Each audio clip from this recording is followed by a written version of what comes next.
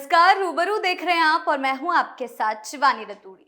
आज हम आपको रूबरू कराने जा रहे हैं कि कैसे प्रशासन हर जगह पर एक्टिव है, लगातार कार्रवाई का दौर जारी है और किसी जाति धर्म के आधार पर एक्शन नहीं हो रहा।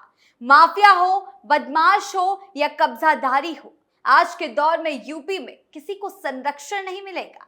आज प्रदेश की हालात बदल रही है, उस दौर से बाहर आ रहा है जहां लोग घर से बाहर निकलने से डरते थे। एनकाउंटर की कार्रवाई हो या बुलडोजर की, माफियाओं के खिलाफ या अतिक्रमणकारियों के खिलाफ ऐसे ऐसे शिकंजे कसे गए जिसने यह साफ कर दिया कि अब प्रदेश में गुंडागर्दी नहीं चलेगी और जिस भी कारण से आम जनता को परेशानी होगी उन सब पर कार्रवाई तय है। क्या कुछ चल रहा है ऐसे अतिक्रमणकारियों के खिलाफ, आइए जानते हैं विस्तार से। यूपी में बुलडोजर एक्शन जारी। गोरखपुर की उस सुबह माहौल अचानक बदल गया जब बुलडोजर की आवाज ने पूरे इलाके का सन्नाटा तोड़ दिया। धूल के बीच एक ऐसी तस्वीर सामने आई जिसने लोगों को हैरान भी किया और सोचने पर मजबूर भी कर दिया। ये सिर्फ एक ढांचा गिराने की घटना नहीं रही, इसने लोगों के मन में कई सवाल खड़े कर दिए जिनकी चर्चा अब हर तरफ हो रही है। इस कार्रवाई की जद में हालांकि एक मजार आई, लेकिन नोटिस, चेतावनी देने के बाद ही ये एक्शन लिया गया।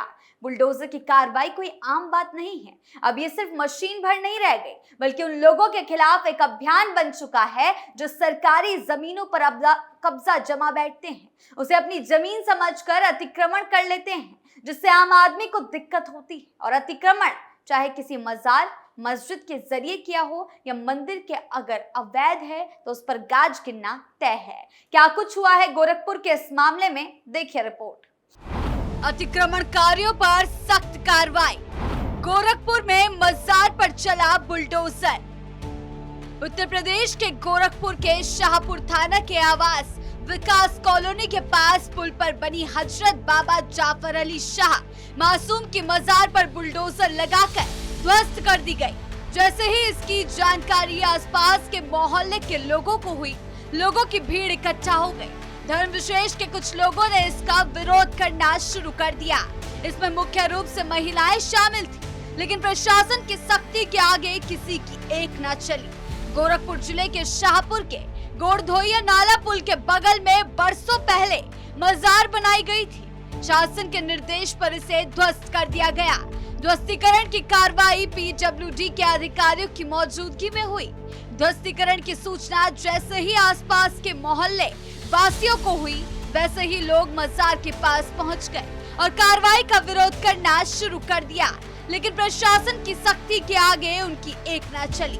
बता दें कि नाला चौड़ीकरण और निर्माण कार्य के दौरान बीच में आए किसी भी अतिक्रमण वाले स्थल को हटाया जा रहा है।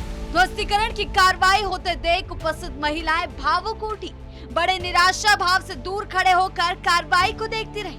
उनका कहना था कि बरसों से मजार पर आकर बाबा के आस्थाने में हाजिरी लगाकर मन्नत मांगते थे। वहीं मोहल्ले के रहने वाले मोहम्मद खालिद का कहना है कि 45 साल है, बचपन से ही वो इस मजार को यहाँ देख रहा है। उसके पहले ये मजार यहीं थी। रही बात सरकारी जमीन पर कब्जे की, तो इसके विषय में उन्हें कोई जानकारी नहीं है।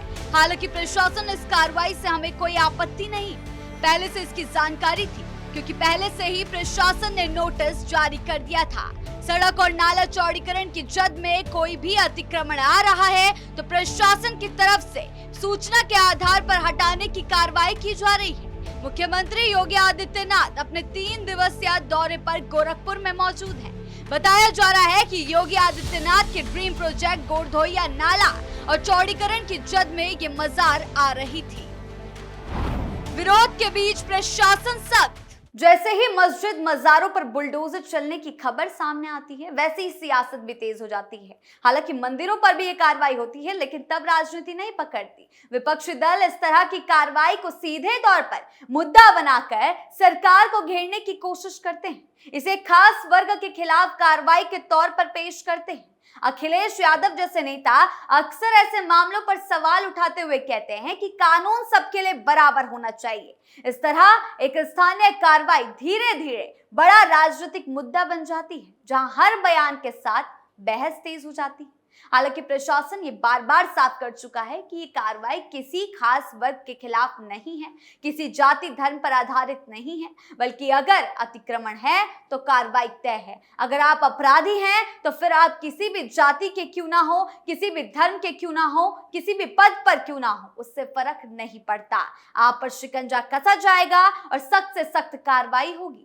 अगर किसी ने सरकारी जमीन पर कब्जा किया है, बिना अनुमति के निर्माण कराया है, तो कार्रवाई होना तय है। इसमें यह मायने नहीं रखता कि वो व्यक्ति कितना रसूखदार है, कितना प्रभावशाली है, किसी बड़े पद पर बैठा हो। कई मामलों में देखा भी गया, बड़े से बड़े अवैध कॉम्प्लेक्स, कॉलोनियों और मकान भी गिराए गए। अधिकारियों के मुताबिक कानून सबके लिए एक जैसा है और अगर नियमों का उल्लंघन होगा तो कार्रवाई उतनी ही सख्ती से होगी। और बड़े से बड़े अपराधी की भी काली संपत्ति को उखाड़ने के लिए प्रशासन बुलडोजर की कार्रवाई करता है। अतीक अहमद हो, मुख्तार अंसारी, ये नाम किसी से छिपे नहीं हैं। इनके मरने के बाद तक इनकी संपत्तियों पर गाज गिरती है और वो आम जनता के कामों के लिए इस्तेमाल में लाई जाती है। क्या कुछ कार्रवाई प्रशासन ने की थी गुंडे माफियाओं के खिलाफ, देखिए रिपोर्ट। माफियाओं की संपत्तियों पर कार्रवाई। अतीक अहमद की बात करें तो प्रयागराज में उनकी कई अवैध संपत्तियों पर कार्रवाई हुई है। सबसे ज्यादा चर्चा उनके चकिया इलाके वाले घर और दफ्तर को गिराए जाने की रही। इसके अलावा कुछ कॉम्प्लेक्स और जमीनों को भी प्रशासन ने कब्जे से मुक्त कराया। इन जगहों को खाली कराने के बाद कई जमीनों को सरकारी रिकॉर्ड में वापस दर्ज किया गया, जबकि कुछ जगहों पर सार्वजनिक इस्तेमाल की योजनाएं बनाई गई, जैसे पार्क, सड़क चौड़ीकरण या अन्य सरकारी प्रोजेक्ट। इससे यह संदेश देने की कोशिश की गई कि अवैध कब्जे वाली जमीन अब आम लोगों के काम आएगी। वहीं मुख्तार अंसारी के खिलाफ मऊ, गाजीपुर और आसपास के इलाकों में कार्रवाई देखने को मिली। मऊ में उनके करीबी लोगों के कब्जे वाली जमीनों पर बुलडोजर चला, जहां अवैध निर्माण हटाए गए। कुछ जगहों पर गोदाम, मकान और व्यवसायिक ढांचे गिराए गए। इन जमीनों को भी बाद में प्रशासन ने अपने कब्जे में लेकर सरकारी इस्तेमाल के लिए चुना। गाजीपुर में भी उनसे जुड़ी संपत्तियों पर कार्रवाई पर कब्जा हटाया गया और रिकॉर्ड दुरुस्त किया गया। इन कार्रवाइयों के बाद प्रशासन का फोकस सिर्फ मकान गिराने तक नहीं रहा, बल्कि उन जमीनों को सरकारी संपत्ति के रूप में सुरक्षित करना और उनके इस्तेमाल को तय करना रहा। कई जगहों पर बाउंड्री कराई गई, कुछ को खाली प्लॉट के रूप में रखा गया और कुछ को विकास योजनाओं में शामिल किया गया। जनता के इस्तेमाल के लिए लाया गया फ्लैट्स बनाए गए। पूरे मामले में सरकार ने इसे कानून व्यवस्था और माफियाओं के खिलाफ बड़ी कार्रवाई बताया है, जबकि विपक्ष ने सवाल उठाए, क्या हर मामले में एक जैसी सख्ती दिखाई जा रही है? लेकिन जमीनी स्तर पर देखा जाए तो इन बुलडोजर कार्रवाइयों के बाद उन जगहों का इस्तेमाल बदला गया। जो पहले निजी कब्जे में थी वो अब सरकार के नियंत्रण में आ गई है।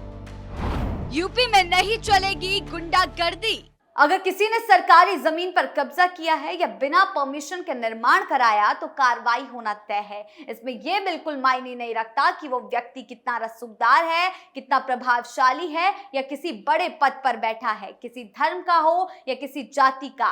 कई बार देखा गया कि बड़े बड़े अवैध कॉम्प्लेक्स, कॉलोनियों और मकानों को गिराया गया है। अधिकारियों का कहना है कि कानून सबके लिए एक जैसा है, अगर कोई नियम तोड़ेगा तो उस पर कार्रवाई उतनी ही सख्ती से होगी। इसीलिए प्रशासन लगातार लोगों से भी ये अपील कर रहा है कि जमीन खरीदने या निर्माण कराने से पहले उसकी पूरी जानकारी ले ले। कई लोग सस्ती जमीन या अवैध कॉलोनियों के लालच में अपनी जमा पूंजी लगा देते हैं और बाद में कार्रवाई होने पर उन्हें भारी नुकसान उठाना पड़ता है।